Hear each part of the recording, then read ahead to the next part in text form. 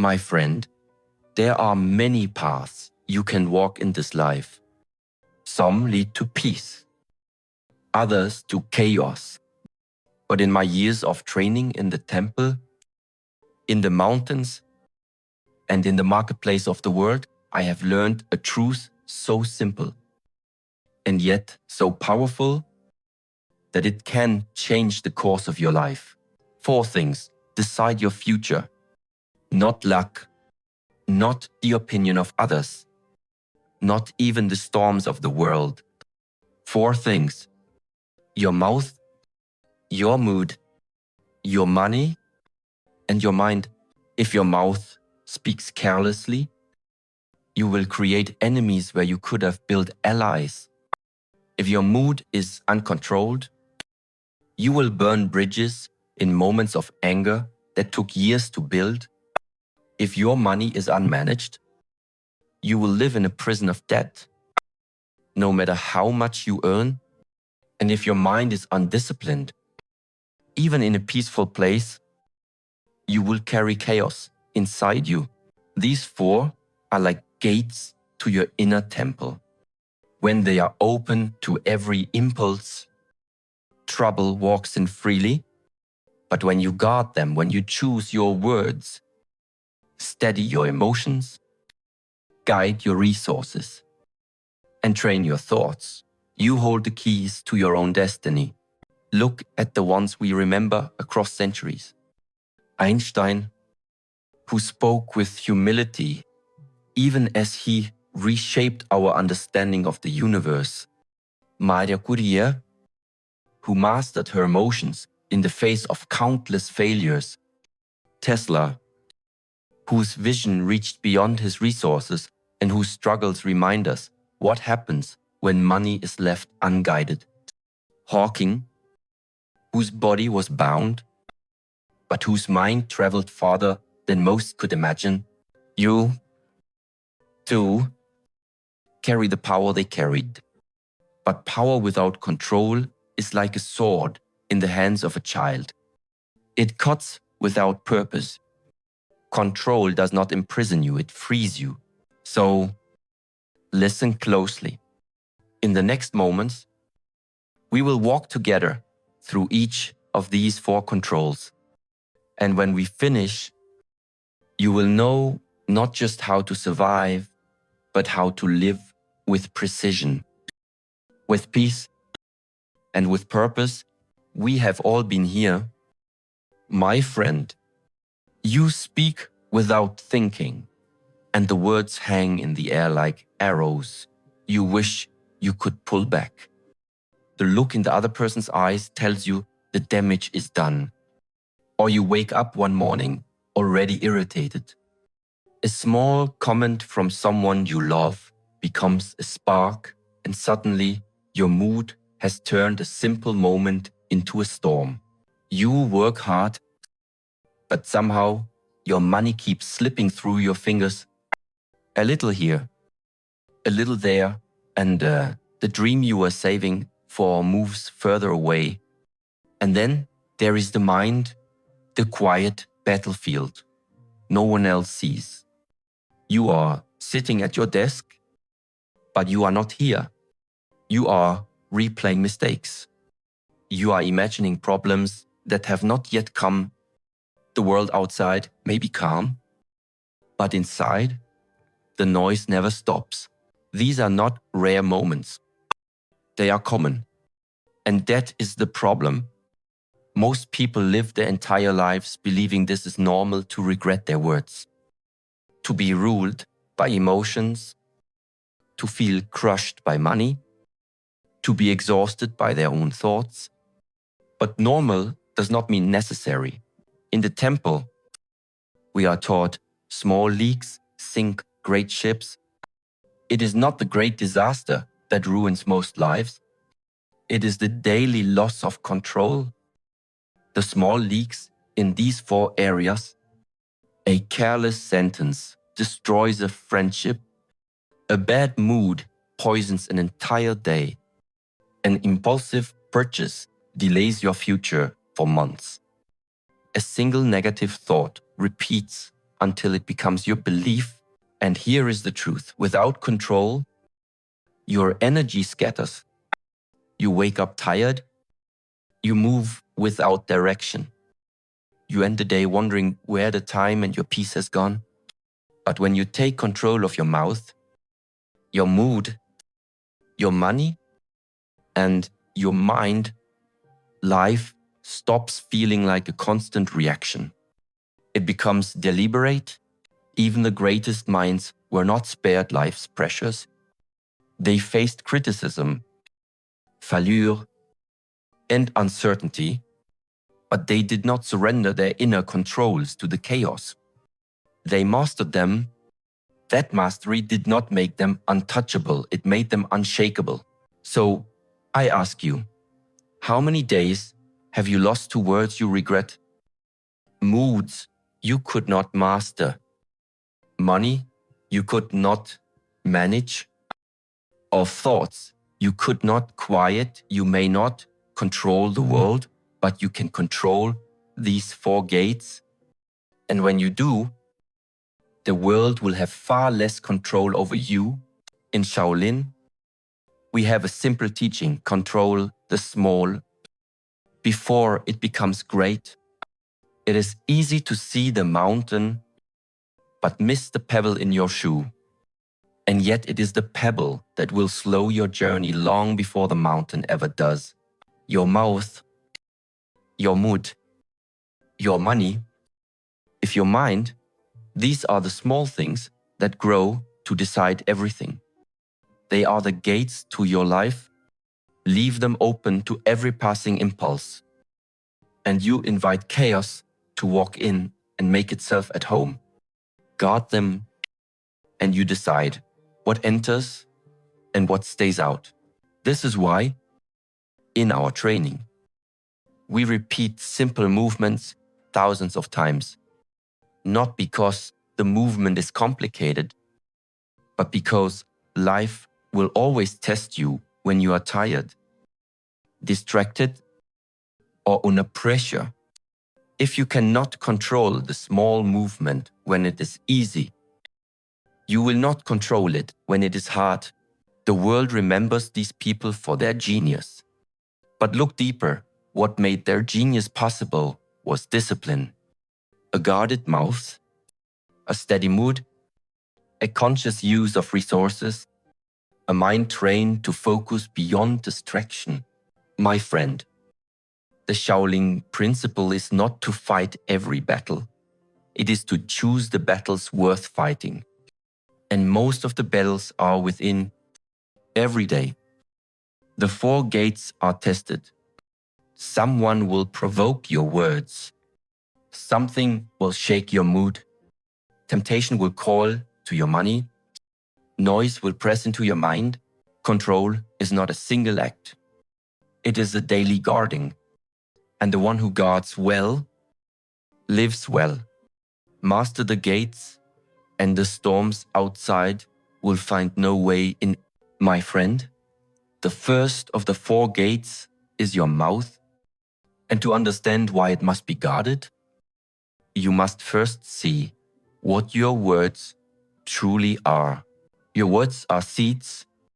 Every sentence you speak, every whisper, every outburst, every joke, they fall into the soil of another person's heart.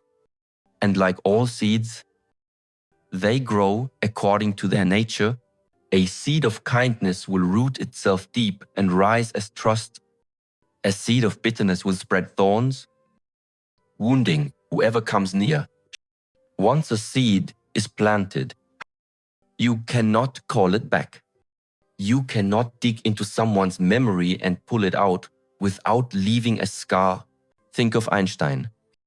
The world remembers his equations.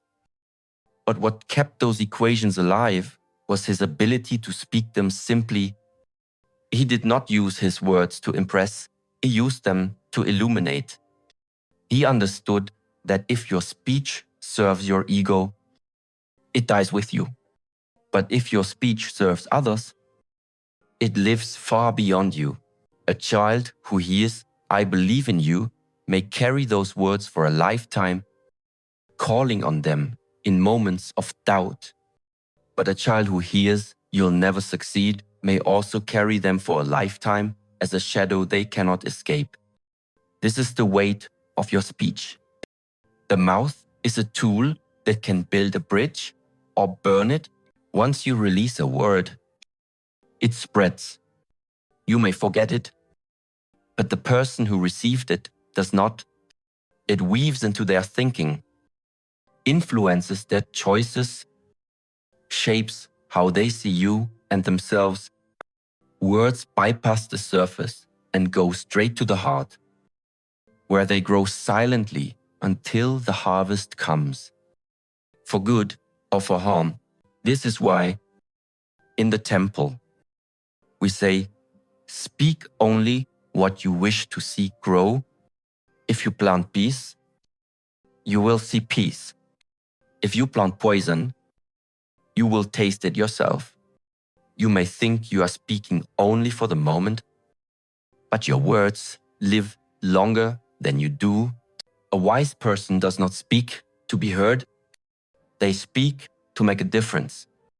And that difference is rarely in the loudness of the voice. It is in the intention behind it. My friend, treat every word like a seed you will one day have to eat the fruit of. Would you be willing to take a bite of what you plant today? If not, do not plant it. Guard your speech. Choose your seeds, for the harvest will come, whether you prepare for it or not. My friend, the second lesson of guarding the mouth is not about what you say. It is about when you say nothing. Silence is often mistaken for weakness. People fear it because they believe that if they do not speak, they will disappear. But silence is not absence. It is presence without noise. It is the discipline of holding your words until they are ready to serve. Imagine a bow. If you release too soon, the arrow falls short. Hold too long, and you lose the shot, but hold with patience, and the arrow flies true. Your words are the same. Silence is the draw. It is the preparation that gives your speech direction and force. Isaac Newton did not rush to share every thought that passed through his mind. He spent years in quiet observation before presenting ideas that would change science forever. He understood that silence refines thought the way the fire refines metal, burning away the impurities until only the strongest remains. In Shaolin training, we learn to value the space between movement as much as the movement itself. It is in the pause that the body regains balance. It is in the stillness that we see what is truly in front of us. The same is true with speech. If you speak in every moment, you leave no space for understanding to enter. Silence allows you to hear the unspoken, the meaning behind the words, the tension beneath the surface, the opportunity hidden in the noise. Without it, you are reacting to the obvious and missing the truth. Many people think strength is found in the quick reply, the instant defense, the witty comeback, but often the strongest move is to wait. Let the first wave of emotion pass. Let the other person's words reveal themselves fully. When you do speak, you will not be speaking from heat, you will be speaking from clarity. There is a proverb, speech is silver, but silence is gold. Gold does not tarnish quickly. It endures. So too does the wisdom that comes from choosing the right moment to speak. Silence is not about avoiding truth. It is about delivering truth at the moment it can be heard. In Shaolin, we call this timing without forcing. You do not push the fruit to ripen, you let it ripen. And then you pick it when your words are released from the stillness of silence. They travel farther. They carry weight. People remember them, not because they were loud, but because they were true. My friend, the discipline of silence is not about speaking less. It is about speaking with more life in each word. It is about holding your tongue, not out of fear, but out of mastery. Anyone can speak quickly. Few can wait. And the one who can wait can win without fighting. My friend, every word you speak is a stone. You can hurl it to harm, or you can place it to build a bridge. The choice is always yours. The bridges you build with your mouth are the connections between you and the world. They link hearts, ideas, and possibilities, and once a bridge is built, it can carry the weight of trust for years. But if you throw your stones carelessly in anger, in pride, in impatience, you do not build a bridge. You create rubble. And rubble cannot carry anyone. Marie Curie is remembered for her discoveries, but just as remarkable was how she spoke. Her words encouraged, invited, and inspired. In a time when many doors were closed to women, her speech was a key that opened them for herself and for others. Stephen Hawking, too, despite his physical limitations, spoke with humor, grace, and optimism. His words did not dwell on what was broken. They built hope in the minds of others. When your words are used to build, they do more than create comfort. They create possibility. They make people believe in themselves. They open the door to collaboration instead of competition. But here is the danger we live in. A time where sharp words are often celebrated. Sarcasm gets applause. Insults get attention. The problem is, attention is not the same as respect. And the bridges we burn in moments of pride often take years or lifetimes to rebuild. In the temple, before we speak, we let our words pass through 3 gates. Is it true? Because lies, even small ones, corrode trust like rust on steel. Is it necessary? Because words without purpose are like stones placed in the wrong place. They only create obstacles. Is it kind? Because kindness is not weakness. It is the mortar that holds the stones together. A strong bridge begins with a strong foundation. In speech, the foundation is your intention. If your intention is to prove you are right, you will speak differently than if your intention is to understand. If your intention is to win, you will speak differently than if your intention is to connect. Words can de-escalate a conflict in seconds. They can turn an enemy into a partner, a stranger into a friend. But this requires presence, the ability to see the person in front of you not as an opponent, but as another human being crossing their own difficult bridge. Speak to strengthen, not to weaken. Speak to guide, not to confuse. Speak to lift, not to push down. When you speak this way, your words gain a different weight. People lean in when you talk because they know your voice will not be used to wound them. My friend, you will face moments where it is easier to throw stones than to place them. Anger will tempt you. Pride will whisper that you must strike back. In those moments, remember, it takes only seconds to break what took years to build. And the one who can place a stone with patience is always stronger than the one who throws it in rage. The bridge you build with your mouth can outlast you. Your words can carry people you will never meet to places you will never go. That is the true legacy of a guarded mouth. not just the absence of harm, but the presence of lasting good. Build carefully. Speak deliberately. For every bridge you build is another path that leads not only away from isolation, but toward peace. My friend, the second gate is your mood, the inner weather that shapes the tone of everything you say and do. Even wise words lose their strength if carried on the wrong mood. The difference between reacting and responding is the difference between being ruled by impulse and being guided by wisdom. Reaction is instinct. It happens to you. Response is choice. It happens because of you. Marie Curie faced thousands of failures in her work. A lesser spirit might have slammed a fist on the table, cursed the conditions, or walked away, but she did not react from frustration. She responded with curiosity. She returned to her experiments with patience and precision. This is why her work endured long enough to change the world. Your mood is that candle.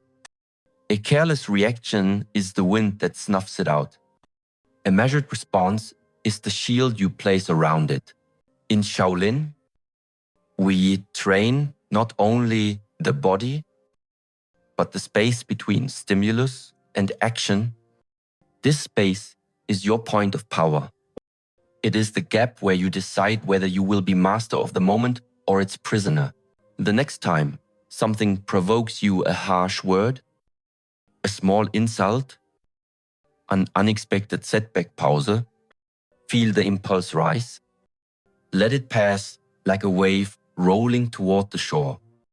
Ask yourself, will my next move serve my long-term peace or only my short-term pride? Most emotional storms last only minutes, but the damage from acting in those storms can last for years. A word spoken in heat can break a friendship. An action taken in anger can burn a bridge you may one day need to cross again. To respond is not to be passive. It is to be deliberate. It is to act from clarity, not from chaos. Guard this gate well, my friend, for your mood will either guide you to wisdom or push you into regret. My friend, your mood is like the wind. You cannot command when it blows or from which direction it comes, but you can always decide how you set your sails. Many people wait for the wind to be perfect before they act. They wait for motivation to arrive before beginning their work. But the wise know that waiting for the right wind is a gamble. Learning to sail in any weather is mastery. Thomas Edison faced thousands of failed attempts before creating the light bulb. Each failure was a headwind. Yet he did not let his mood collapse under the weight of disappointment. He adjusted his sails. He used each setback as a gust to push him closer to success. In the temple, we train in heat, cold, rain, and stillness, not because the weather matters, but because our response to it matters. A good day is not determined by the sun or clouds. It is shaped by how you choose to meet them.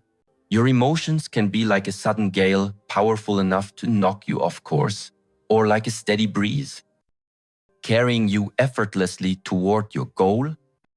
Anger can destroy, or it can fuel courage. Fear can paralyze, or it can sharpen focus. The difference is direction. Action has the power to shift your mood. Even a single small step forward can change the current. If you wait until you feel ready, you will spend your life in the harbor. But if you take the first stroke of the oar, the wind often begins to favor you. Remember, you are the captain, not the wind. The mood may change without warning, but your hand remains on the tiller. Adjust, adapt, and keep moving forward. Master this, and no matter how the wind blows, you will always find your way. My friend, there is a final skill to guarding your mood, the art of detachment. Detachment is not coldness. It is not turning away from life. It is the ability to see the wave without being pulled under by it. Stephen Hawking lived with challenges that would have broken many spirits, but he did not let his condition consume his mind. He could observe his reality without drowning in it, and from that clarity, his vision reached the stars. Emotions, when too close, can cloud your vision like fog. In that moment, all you see is the problem, not the path around it. Stepping back gives you perspective. From a higher view, you see the whole mountain, not just the rock in front of your feet. In science, clear observation often requires distance. In life, it is the same. Detachment creates that distance. It is the pause that lets truth emerge without the distortion of fear, anger, or pride. Detachment is not the absence of feeling, it is the presence of control. It allows you to say, I feel the anger, but I will not become the anger. I feel the fear, but I will not live as fear. When you master detachment, your emotions become servants, not masters. You can use their energy without being owned by them. You remain steady, even when the tide rises high. This steadiness is not built in a day. It is trained. Each time you take a step back before speaking or acting, you strengthen the muscle of clarity. And clarity, my friend, is the soil where peace grows. Guard this gate well. When you can see clearly, you choose wisely. And when you choose wisely, no storm of mood can pull you from your course. My friend, the third gate is your money. Most people think money is simply a means to buy things. But in truth, money is condensed, life hours, energy, and focus you have already spent. It is time you will never live again. Transformed into something you can store and direct.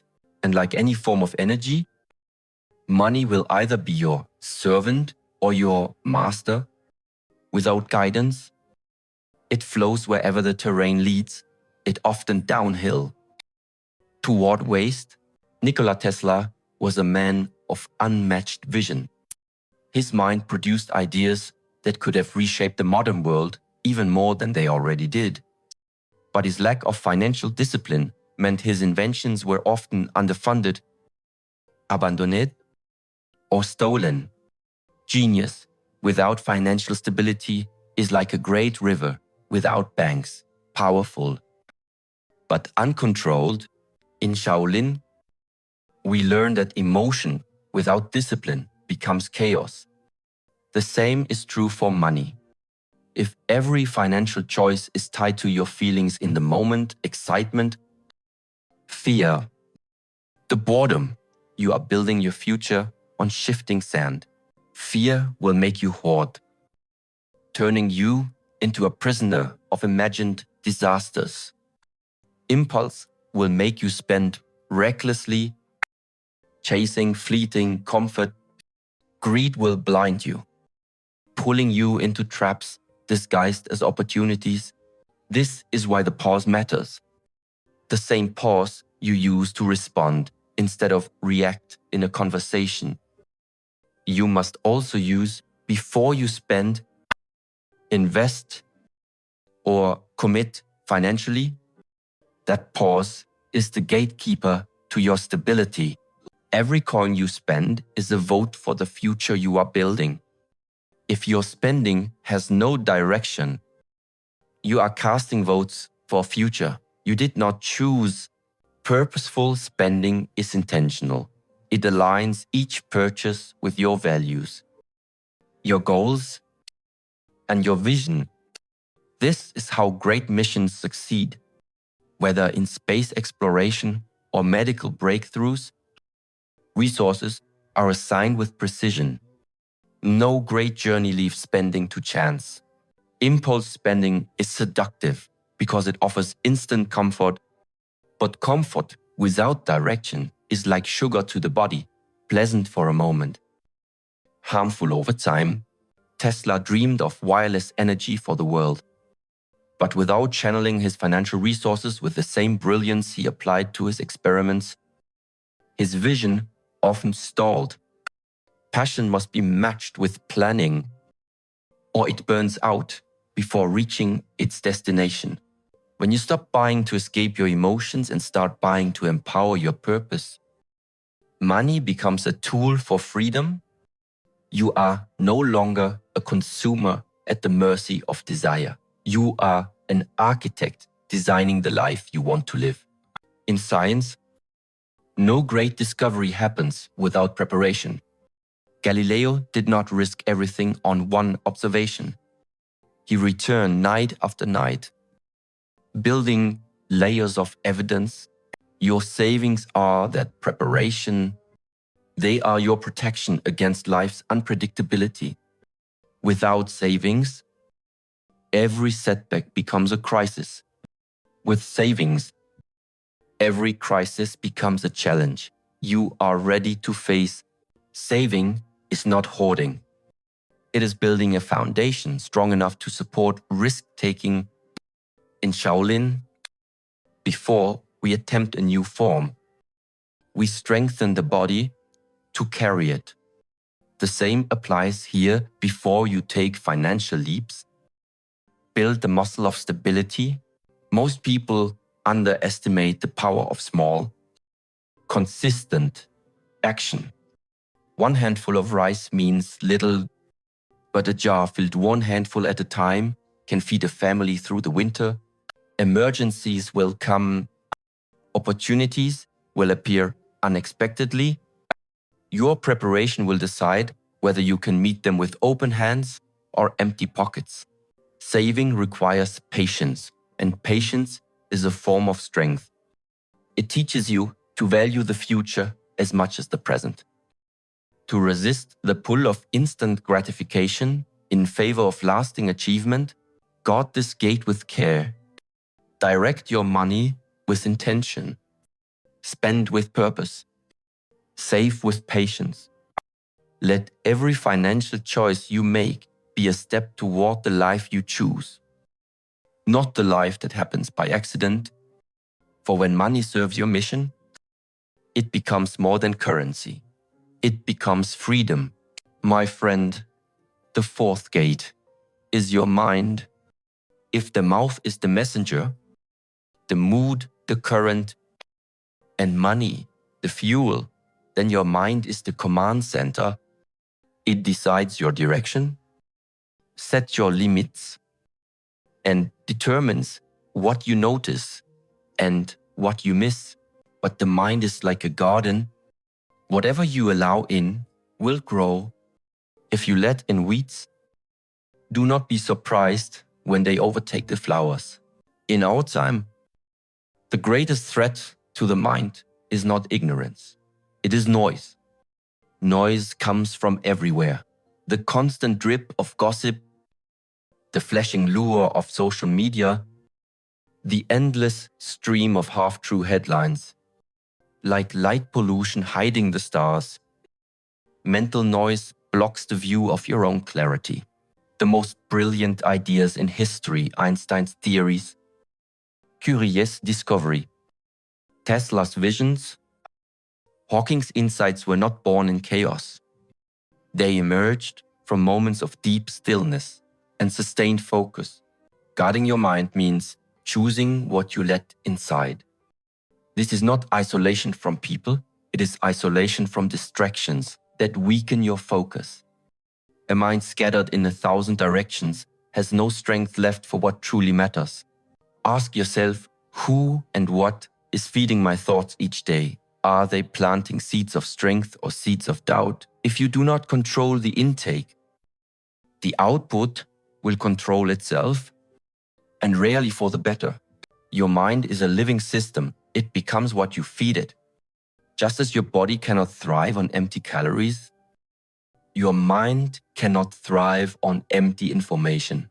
Every book you read, every conversation you hold, every piece of content you consume, all of it becomes part of your inner world. The greatest innovators often drew from many wells. Leonardo da Vinci studied anatomy, engineering, art, and nature. His genius was not in knowing one thing deeply, but in connecting truths across different worlds. This is why you must feed your mind with variety, history to ground you, science to challenge you, philosophy to guide you, art to expand you. This is mental cross-training. It makes you more creative, flexible, and resilient, but it is not only about what you consume. It is also about what you avoid. Junk information is like junk food, satisfying for a moment, draining in the long run. Mindless scrolling, toxic arguments, sensational headlines may stimulate your emotions, but they do not nourish your intellect. Become the curator of your own inner library. Fill it with resources that inspire and guide and strengthen you.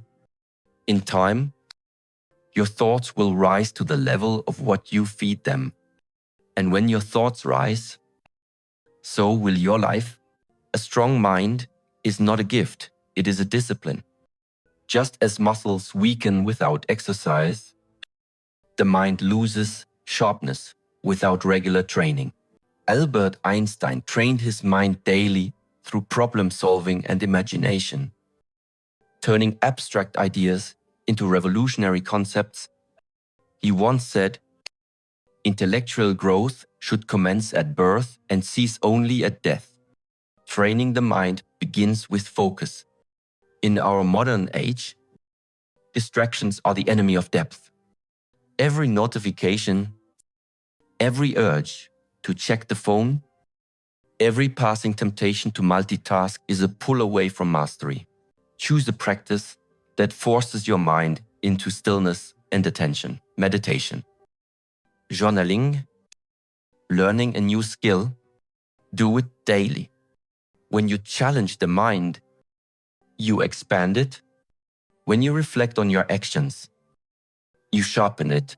Leonardo da Vinci filled countless notebooks, not because he was bored, but because his mind was always rehearsing, analyzing, evolving. Your journal can be the same, a training ground for deeper thinking. The goal is not perfection, but presence. The more you train, the easier it becomes to return your mind to the task at hand. Even when the world tries to pull it away, guard this final gate. Let your mind be clear, like still water, deep enough to reflect truth. Feed it with wisdom, train it with discipline, and it will serve you in every season of life.